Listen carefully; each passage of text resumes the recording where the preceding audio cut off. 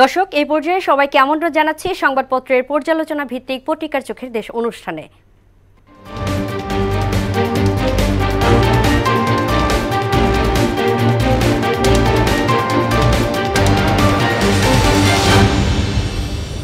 দর্শক, অনুষ্ঠানে আজকের অতিথি মোহনা টেলিভিশনের বার্তা সম্পাদক সুমন মুস্তাফিজ। সুমন, পত্রিকার চোখের দেশ অনুষ্ঠানে আপনাকে স্বাগত জানাচ্ছি। আমরা আলোচনা করব এবং এখন দেখে আসছি পত্রিকার প্রধান প্রধান শিরোনামগুলো।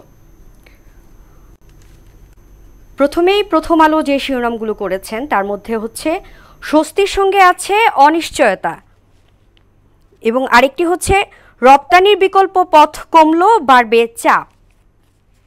এবং ইত্তেফাক যেই শিরোনাম করেছে সেটি হচ্ছে ট্রান্সশিপমেন্ট বাতিলে রপ্তানিকারকরা বিপাকে, এবং অন্য আরেকটি হচ্ছে সরকার পরিবর্তন হলেও নীতির ধারাবাহিকতা চান উদ্যোক্তারা।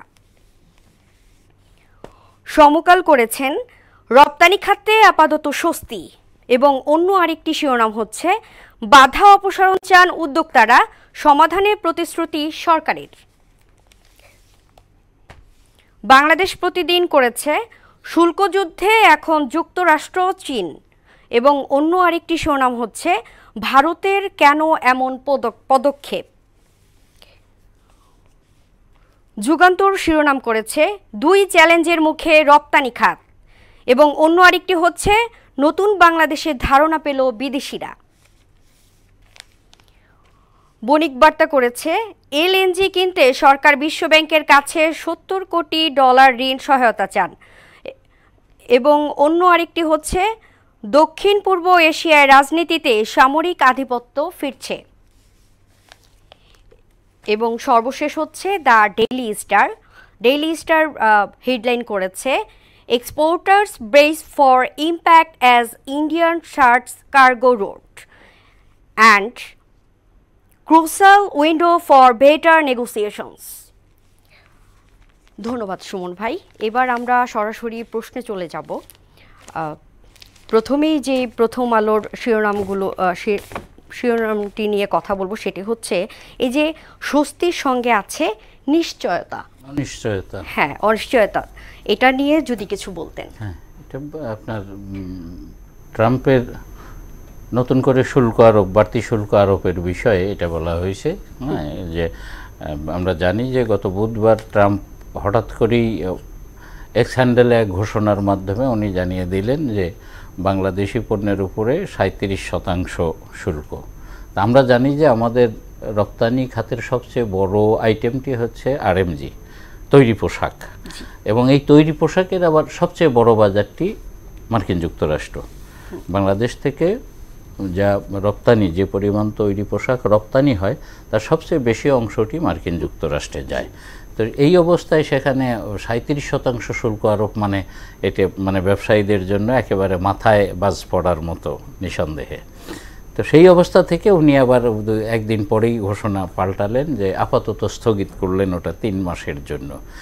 সেই প্রেক্ষিতে বলা হয়েছে যে স্বস্তি, কিন্তু স্বস্তির সাথে অস্বস্তি যেটি আছে, মাফ করবেন, সেটি হচ্ছে যে 10%, এর আগে 10% যে শুল্ক, অর্থাৎ আমাদের উপরে শুল্ক আরোপ করা ছিল 15%, যার গড় হিসেবে আমরা 22% পরিশোধ করতাম। তো সেই 22% থেকে এখন যেটি করা হয়েছিল 37% করায় আমাদেরকে শুল্ক পরিশোধ করতে হতো 52%।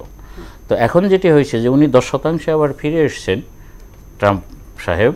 তো তাতে করে এটা যেটা হচ্ছে যে অন্য দেশের উপরেও এটা স্থগিত করা হয়েছে। তার মানে আমাদের রপ্তানিকারকদের জন্য প্রতিযোগিতাটি রয়েই গেছে, এবং যদি কোনো দেশ দর কষাকষি করে আরও একটু কমাতে পারে তাহলে মার্কেট ধরায় তারা আমাদের চেয়ে এগিয়ে যাবে।